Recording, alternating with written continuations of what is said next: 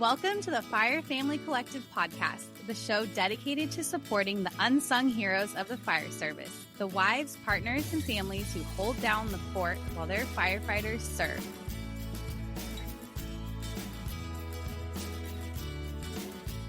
Welcome to the Fire Family Collective podcast. I'm Amanda, and I am here chatting with Amber today. Hi, Amber. Thank you for joining us. Thank you for having me. We're so excited to dive into some fire chat as partners of first responders. Tell us about yourself. So currently I am a stay-at-home mom of one. I have a toddler, little girl. So that's been a lot in itself, but it's been good.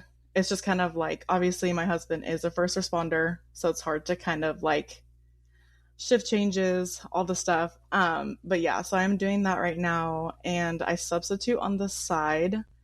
So I do that occasionally. I was doing that mainly to transition into being a teacher, but now I'm kind of in between that. So yeah, that's kind of where I'm at right now. Mm-hmm. That's awesome. And how old is you said toddler? Yes, she like barely turned 2. Okay, so very busy. Walking, Yeah. moving around, starting to like talk and ask all the things. All the things. Mm-hmm. Yeah, she's and been then a lot.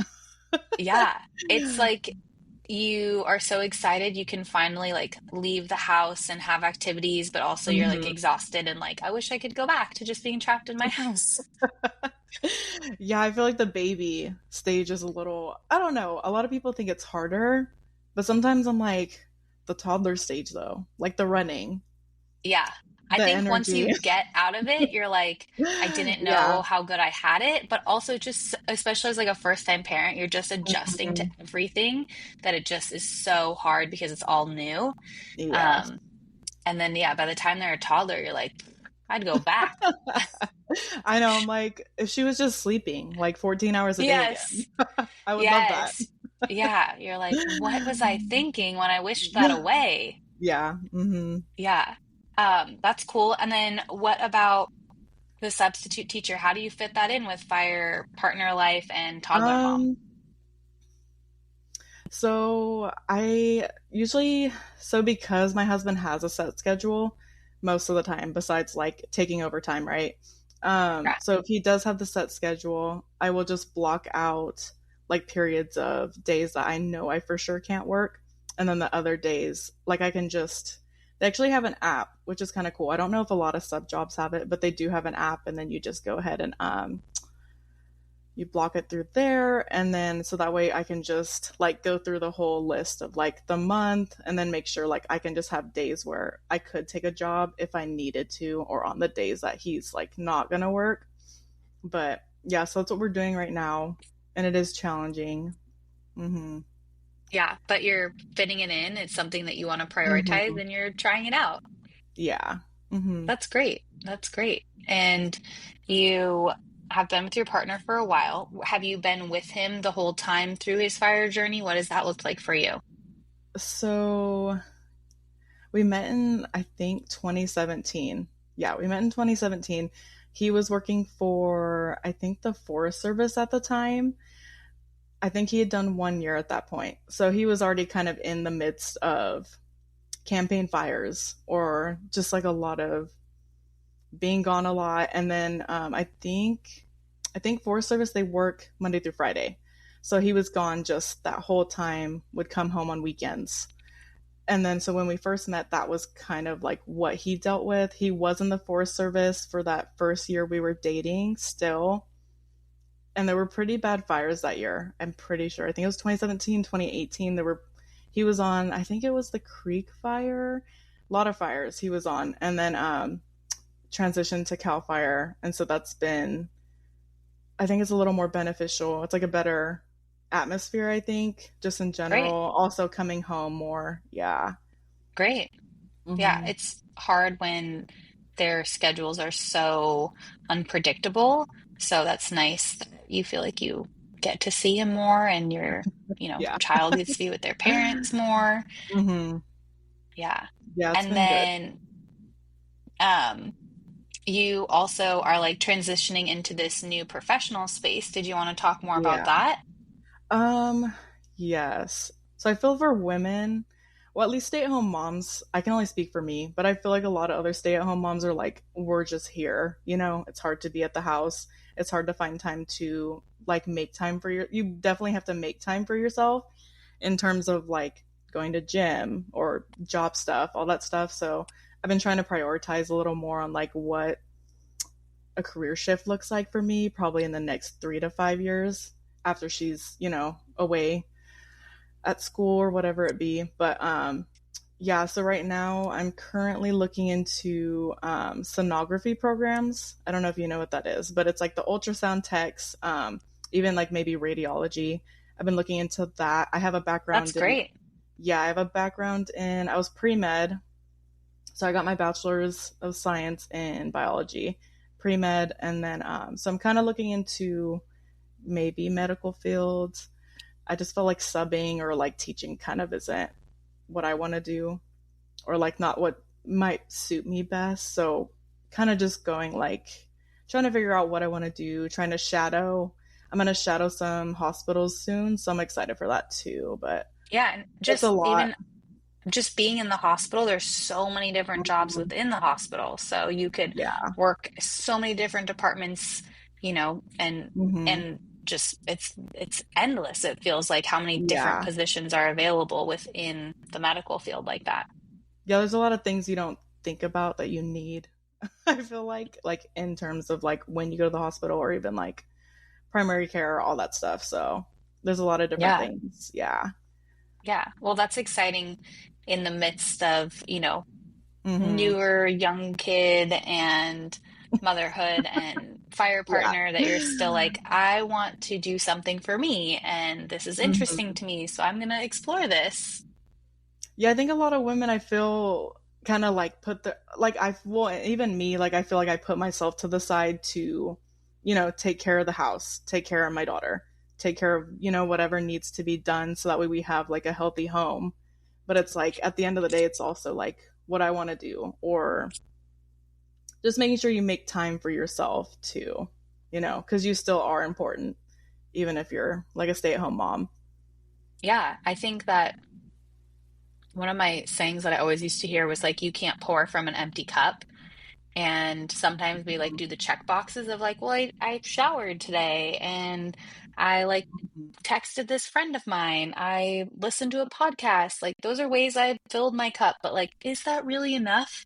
Yeah. Like, we Hmm. need to be real with ourselves and not BS and be like, I mean, yes, those are like bare minimums of ways I'm pouring into myself, but Hmm. not really. Like, I also need to actually go see my friend, or I need to actually go to a book club, Yeah. and I need to actually get a massage, whatever it looks like, Yep. those are ways that I actually need to pour into me. And Yeah. um, because we find ourselves in this rut of like, I'm just spinning the hamster wheel, and why am I so miserable? And why don't I feel good? And why don't I feel like the connection with my partner? And how come it doesn't feel like I have Hmm. any friends? And it's like, well, it all starts with me. Like, I'm the problem. I need to figure out what I need, and I need to Yeah. ask for those things, and I need to prioritize them. So, how Hmm. do I do that? What does that look like for my unique fire life? It's very dynamic from Yes. family to Hmm. family. Yeah, it's also like when they come home. As I feel like when they come home, it's just like a big, it's a big drastic change when they do get off shift. So that's definitely something. Well, that's something in itself too, completely. Yeah. But yeah, it's hard. Re-entry is very challenging. And I think every family has what works for them for re-entry. And making Yeah. sure your partner on the days that they can have the decompression time before they walk in the door is Hmm. huge. And for us, this new department my husband's been at the past couple of years, Hmm. we live within 10 minutes of the department. So he doesn't Okay. have that time to on his like commute back home to decompress. So Yeah. typically, unless we have like an appointment or something, he won't come home for about an hour just to make Okay. sure he's had that time to like process everything, leave it at the station, Hmm. and it makes a difference being able to you see the difference when he doesn't have that decompression time for Hmm. reentry.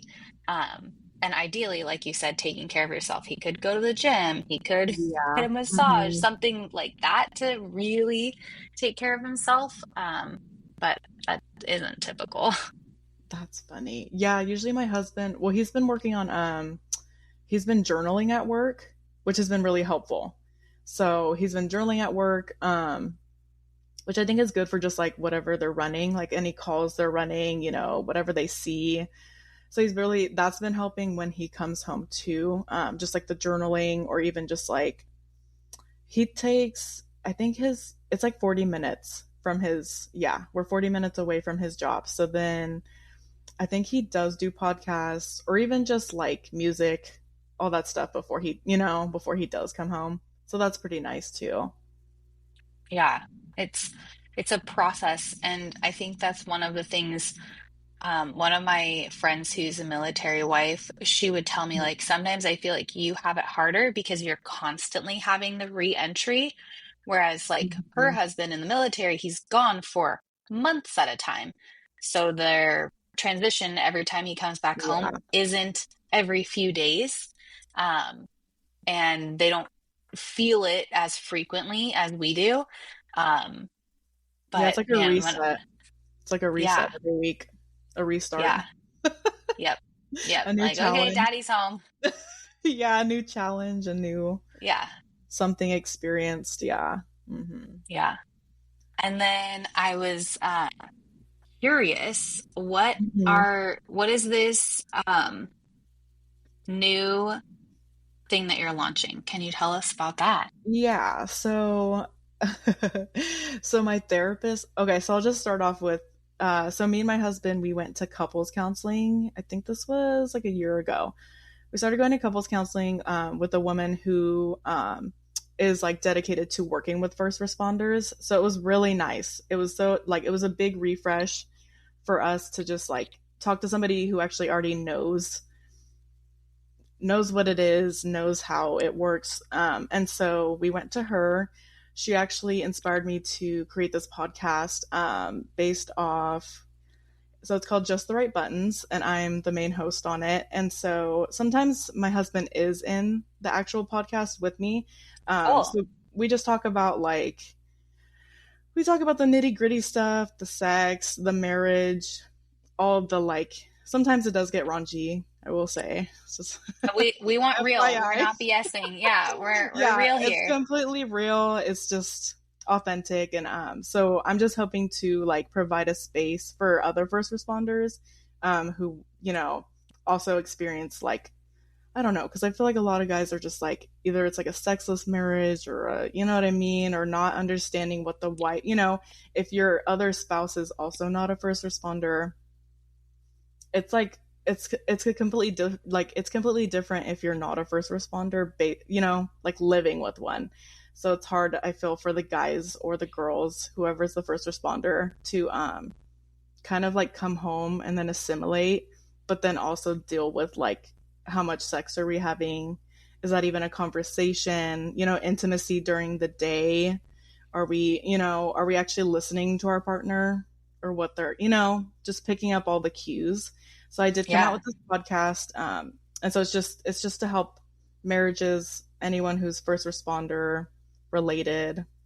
Yeah. So I'm excited for it. I think I'm on episode 7 or 8. cool. So it's been cool. It's been nice. It's fun. Yeah, it's really interesting just to go back to what you initially said, kind of sparked Hmm. this. Years ago, I think it was like 2015 or 16, my Hmm. husband and I found a couples therapist, we were just therapists, and we went for couples counseling. But Hmm. she is a firefighter wife. So being able to have her as our therapist, she firsthand could speak to things differently. And Hmm. that really like resonated with my husband because he's like, she gets it.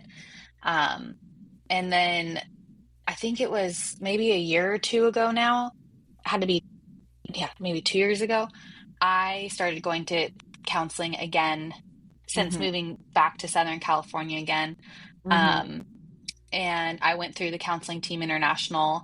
and made sure that we're getting someone who's culturally competent with first responder families. And it Mm-hmm. just makes such a difference because they just, other practitioners, they just can't get it because it's just not what they're It's focused in on. their So, wheelhouse. Yeah. yeah, so being able to, you're trying to get help. You want to get help from the best help you can get, you Mm-hmm. know?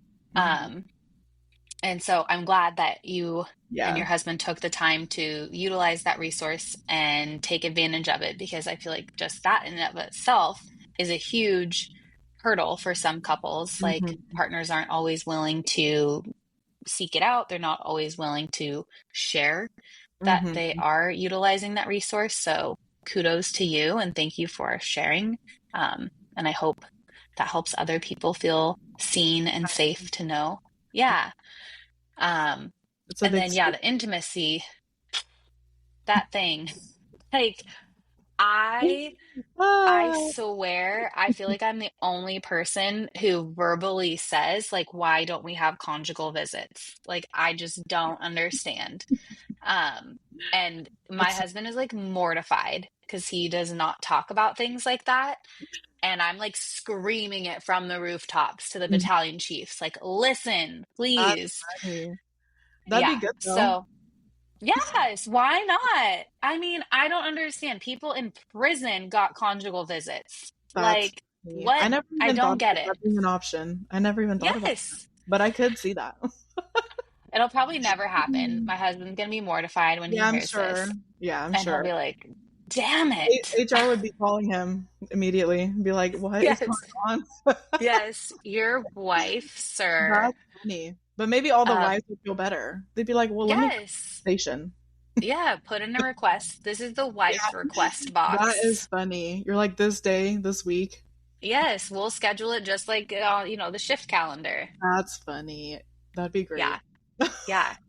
So we'll see. It's my pie in the sky. That's funny. That's great Yeah. though. I've never heard Yeah. that. I've never heard Oh, anyone talk about that. everyone heard it here first, okay? Fire Family Collective podcast. It was Amanda's idea. That's funny. Okay, so tell me more about like how do you as Amber and partner, what Hmm. are some of the things that you do maybe while your partner's on shift to keep the intimacy and make sure you're feeling like your needs are met and heard, and the same thing for your partner? Obviously, like communication, right? But I feel like it differs for who, wherever you work, or if it's like municipal, or if you're working in the city, you're working in a county. Obviously, you're going to be like, if he's on a campaign fire, I'm not going to be expecting the same things as if he was, just like on calls, or you know Right. what I mean? That type of stress level is a lot different than if he's just at the station. So I Yeah. do expect, like, to some extent, like, what is our communication every day? I feel like that kind of needs to be worked out. Like, what are we expecting in terms of like texting or calling, FaceTiming? Are we FaceTiming the kids, when they go to sleep? What are we prioritizing? But Yeah. I definitely do appreciate like him calling every night. I think that should be pretty commonplace, even in terms of like just talking to like the kiddos, saying goodnight, or like spending time with me as well. So I think like that kind of depends. Also, just like sending appreciative text throughout the day, I feel like that's nice. Even if, like, I don't know what, like, everybody's dynamic and stuff, but if the partner is at home taking care of kids, then I feel like it'd be helpful to be like, hey, like, thanks for XYZ today, or like, oh, I saw you on the Ring camera take out the trash today, like, that was nice. Like, just Yeah. little things like that. I think that's really, like, little things go far sometimes, Phil. Yeah. Those words of affirmation and the I see you doing that and thank you, Hmm. and be realistic, like you said, if they're on a fire or something big where you know they can't communicate, then don't hold Yeah. a grudge. Like don't make a fight out of something that they have no control It over. can be hard though. It The can be. stress, the house, it's hard to take care of a house. So I can't, it's always like, it is hard, and emotions do rise stress levels, especially for the partner who's at home and, it's not like as relatable to them, just being at the house being like, wow, like resentful sometimes, but yeah, it's all that. Yeah, it can be a challenge. And it's just kind of testing things out and seeing what works and what doesn't work and be like, Mhm. I need to try something different because I'm just not feeling my needs are met. So Yeah. can we talk about it and let's, try something different. Hmm. Awesome. And then what are, like you say, creating space for pleasure without pressure or shame? Hmm. What does that look like? Um, so I feel so I don't know if I'm the anomaly, but I feel like we talk about sex a lot. So in terms of like us having that kind of conversation, kind of developing a space of like, even like after sex, if we liked it, that's commonplace for us, even if I guess for years and years and years, we just always talk about it. That's something we've always like touched on. We actually even rate it sometimes. We're like, afterwards, we're like, hey, like, how was that for you? I As we're love like, that. Open lines of communication. yeah, I feel like that like sets up the space. Just making sure that like you guys are on the same page of like what you guys want before before you get there, leading up to it. I mean, you could even be sending pictures or talking about what you want to do, just kind of setting up the scene, even if they are on shift. And then when it comes to that time, like even just kind of like creating that space of whatever it looks like for you guys or what you sometimes even desires or what are we looking for? Yeah, So that's it's you're all setting that. the scene for foreplay. Mhm. Yep. It's It's like the all day buildup. foreplay. Yeah, All I day get foreplay. it. I have my like personal development books with my smut romance novels That's and then funny. my husband books. It's Like, not. I get it. That's It's like funny. it's all part of it. Like we have to be able to share what we need. We can't expect our partner to be a mind reader. And Yeah. frankly, I don't Mhm. always know what I need, but I need something. So let's just try it, That's okay? funny. Yeah. Yeah, I think it's good just to kind of like, I don't know, I feel a lot of people it's like taboo and it's a lot of just whatever, but I feel like if you can't be honest with your partner and then it's like, this is like the perfect space for you to be, hey, I want to try, something crazy today. I don't know. It's like Yeah. just put it out there. Well, and they're like your person, so they're the person Mhm. you should be able to like share those like this is kind of weird, but I'm thinking about Yeah, it. yeah. So, Or like this is kind of uncomfortable, but this is the perfect space for us to, dive yeah. into stuff like that. Yeah. Well, I Mm. love that you're being bold and brave and you are putting yourself and this out there because Mhm. not everyone does that. So to know that this matters to you and you're shining some light on it in this community means a lot. So thank you for doing that. Thank you. Yeah, I'm excited for it. It's like it's a good time. I like talking about it. I don't have any issues really talking about sex, so it's just been good all Yeah. around. Yeah. And Mm-hmm. I think that hopefully it gives people courage to do something like that with whatever it may look in their life. It doesn't have to be about intimacy and relationships, but just something that's, curious to them and they're wondering about like, okay, they heard Amber talking about this. Like maybe Mm-hmm. they're like now inspired to whatever. So um that's really cool. So I'm thank like, you. tell your Is there man to any get down on you. Just tell tell them him to straight what? up to go down on you. I'm like, just tell him immediately. Yes. Yes. Get on Just your tell him what you knees. need. Get Get on your knees. on your knees. Yes. Yes. That's funny. Your clear lines of communication. Yeah. Yeah. Is there anything else you wanted to share on that very exciting topic? I don't think so. I don't know.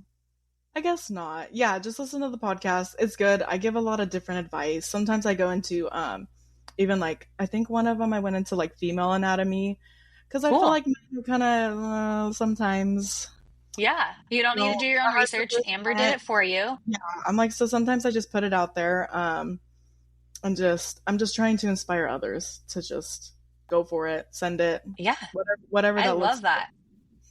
I love that. Well, before we end, did you want to answer a silly question? Yeah, that's good. Do you Okay. have one that you were like leaning more towards sharing? Um, which one was the? I forget what they were already.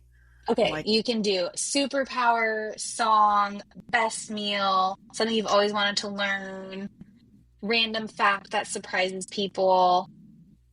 we can do the random fact. Yeah. Let's hear it. So my random fact, I was in a marching band, a college marching band, and Cool. I was a section leader in a college marching band. But Awesome. that was cool. Yeah, that's really neat. It was a while ago, but yeah, it was sick. It was one of Yeah.